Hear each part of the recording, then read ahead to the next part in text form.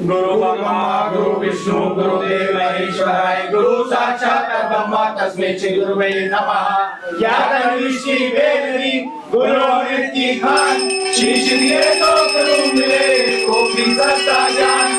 गुरु मूरत मुख चंद्रमा सेवक नयन चकोर आगो है निरंतर रहे गुरु मूर्ति की ओर। नमो नमो गुरुदेव जी तुम चरणन गोपाल भवसागर से तार कर दो बेड़ा पार कर दो बेड़ा पार। नमस्कार, भारत मेरे साथ यूट्यूब चैनल पे आप सभी का स्वागत है। हम लोग हैं इस वक्त चांदनी चौक के माँ बगलामुखी मंदिर में और मेरे साथ चावड़ी बाजार में ये मंदिर है। मैं चांदनी चौक चावड़ी बाजार दोनों ही कह रहे थे। तो मनीष शर्मा जी यहाँ के महाराज जी हैं हमारे साथ में।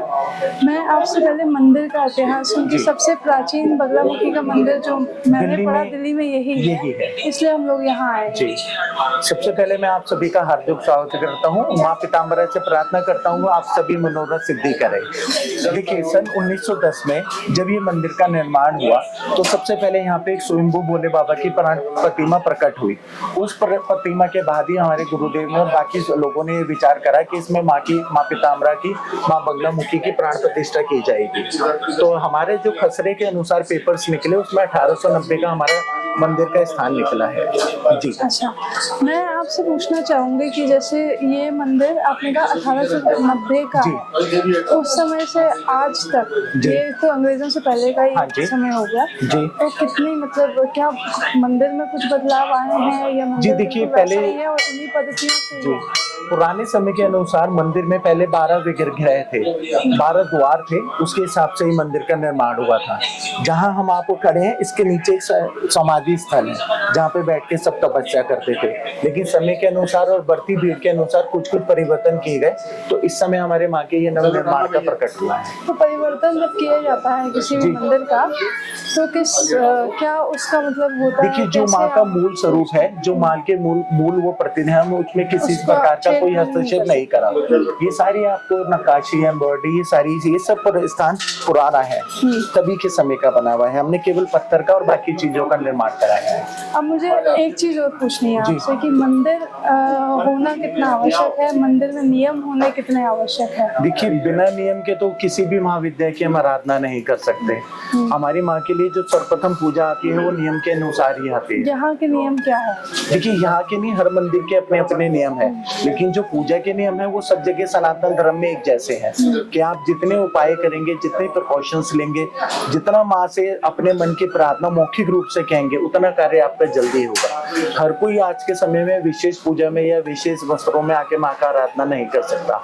अभी आपने देखा कितने यहाँ पे भक्त जन आए, उनकी सभी की माँ वैसी मुरादें पूरी करती हैं। हाँ, तो मैं वही चमत्कार मुझे सबसे ज्यादा बोला जी नहीं, हम इसको चमत्कार नहीं कहेंगे, ये माँ की आराधना का भाव है। जो जैसा आता है माँ उसको पूर्ण करती है। जो हमारे विशेष पूजाएं होती है, जो हम विशेष पूजा करते हैं तो हम अपने हाथ से माता का करते हैं। अच्छा मनीष जी, मनोभाव आवश्यक है, इच्छा आवश्यक है या आस्था आवश्यक है किसी भी मंदिर? अगर हम इन्हें माँ मानते हैं तो माँ के सामने तो कुछ कहने की आवश्यकता नहीं है। माँ तो अपनी संतान को वैसे देख के समझ जाती है कि इसको क्या कष्ट है। हम तो बस माँ से ये कहते हैं कि समस्त संसार पे अपनी कृपा दृष्टि बनाए रखे। आने वाले समय में जो आपको यहाँ ध्यान करे या जो घर पे ध्यान करे या किसी भी माध्यम से आपका ध्यान करे, आप उनके सभी कष्टों का निवारण करें। पहले के समय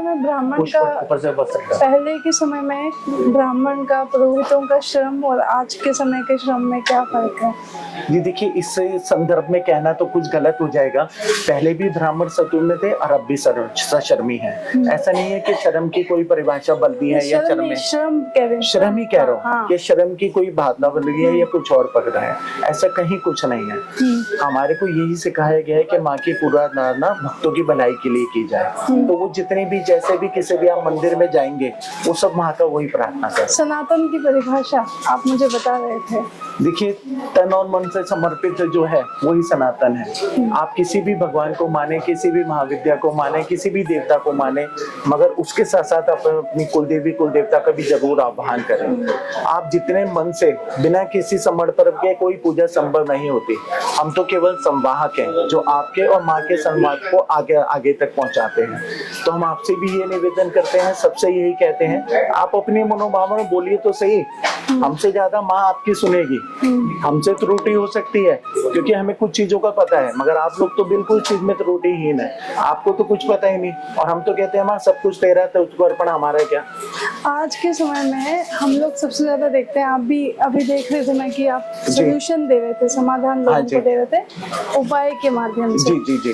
तो मेरी जिज्ञासा ये है कि क्या धर्म इसी पे ही टिक गया है कि लोग केवल मंदिर इसलिए आते हैं कि उपाय जानने के लिए या उनकी समस्याओं का निवारण हो, या फिर केवल भक्ति से आना चाहिए? नहीं नहीं, देखिए इस समय में कुछ परिभाषाएं पलटी हैं। हाँ, जैसे कि हमारे यहाँ अगर आप देखेंगे तो हमारे बराबर में स्कूल है और बाकी स्कूल के बच्चे हैं जो पहली कक्षा से 12वीं कक्षा तक के हैं, और वो सब बच्चे बिना निर्भाव के निस्वराव के यहाँ अपने आप मत्था टेकने आते हैं। चाहे आप इसे कह लीजिए कि उन्हें यहाँ प्रसाद अच्छा मिलेगा या कुछ मिलेगा, ऐसा नहीं है।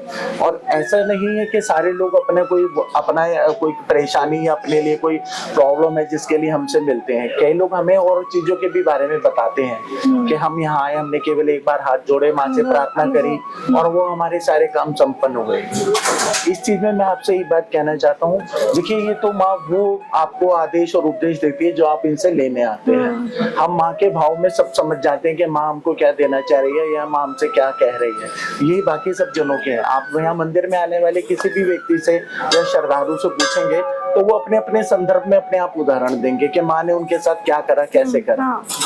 अगर हम इनके पास आके भी मांगे तो फिर हम तो बड़ा मूर्ख क्यों है, ये तो हमारी माँ है, ये तो बिन देखे हमारे सारे काम करते हैं। तो यहाँ पे जैसे महादेव भी है। हाँ जी। और उसके बाद मैं देख रही हूँ बटुक भैरव मैंने बहुत कम देखा है किसी मंदिर में। नहीं, देखिए ये हर मंदिर का अपना अपना एक नियम होता है, या मंदिर के जो गुरुदेव होते हैं उन्होंने जो प्राण प्रतिष्ठा की होती है। यहाँ पे आपको जितनी भी प्रतिमाएं मिलेंगी वो सब पुरानी है। हमने किसी प्रतिमा को ना पुनर्स्थापित करा, ना पुनर्प्रतिष्ठित करा, कहीं कुछ नहीं करा।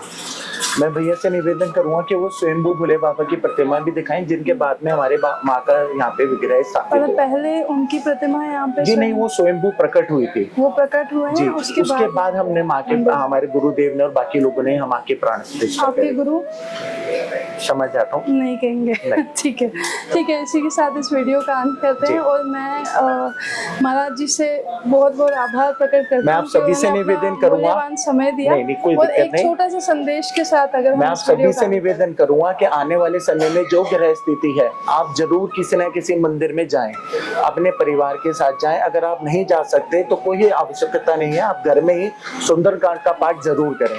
ये हमारे सनातन धर्म की सबसे प्रमुख परंपरा है कि हम सभी देवी देवताओं के साथ आह्वान जरूर करें। अच्छा, और जाते हुए महाराज जी को ये भी बता दें कि इसे हम कहते हैं भारत मेरे साथ। तो भारत की जितनी भी धरोहर है, हाँ जी, जैसे माँ है और हमारी जितनी भी संस्कृति है, वही हमारा जो विजन है काम करने का। और ये बिल्कुल सेल्फ फंडेड ऑर्गेनाइजेशन है। नहीं, आपका प्रयास बहुत सराहनीय है। प्रयास अच्छा कर रहे हैं, तो आप सभी का आशीर्वाद बिल्कुल। देखिए आपका कार्य बहुत सराहनीय है। माँ से हम अपने मन के लिए और आप सभी के लिए तो प्रार्थना करते हैं कि माँ के पास आपके सारी मनोकामनाएं जरूर संपन्न होंगी। धन्यवाद। जय माता। माँ